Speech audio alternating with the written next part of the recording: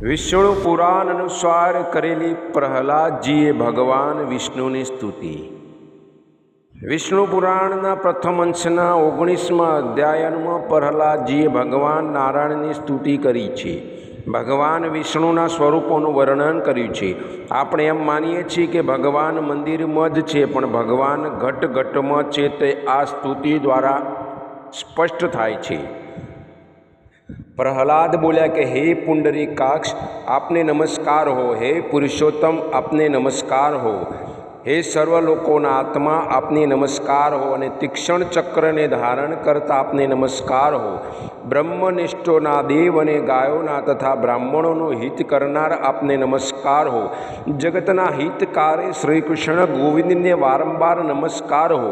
બ્રહ્મ સ્વરૂપને જગતને ઉત્પન્ન કરતા સ્થિતિ કાળે વિશ્વ સ્વરૂપે વિશ્વનું રક્ષણ કરતા અને કલ્પના અંતે સંહાર સમય रुद्राव स्वरूप धारी त्रिमूर्ति आपने नमस्कार हो। देवो यज्ञो यसुरो सिद्धो नागो गंधर्वो किन्नरो पिशाचो राक्षसो मनुष्य अने जे पशु पक्षियों वृक्षादि स्थावरो कीड़ियों तथा सर्पो अथवा सरकीने चावता प्राणीओ छे, तेमज पृथ्वी जल तेज आकाश अने वायु छे, अने गंध रस रूप शब्द तथा स्पर्श ए तेमना जे गुणों छे, अने मन बुद्धि अहंकार काल तथा सत्व रजस अने तमस ए त्रण जे गुणों छे, आ बधाना परमार्थे एटले ज तात्विक कारण छे। ते बधु हे अच्युत आप ज छो।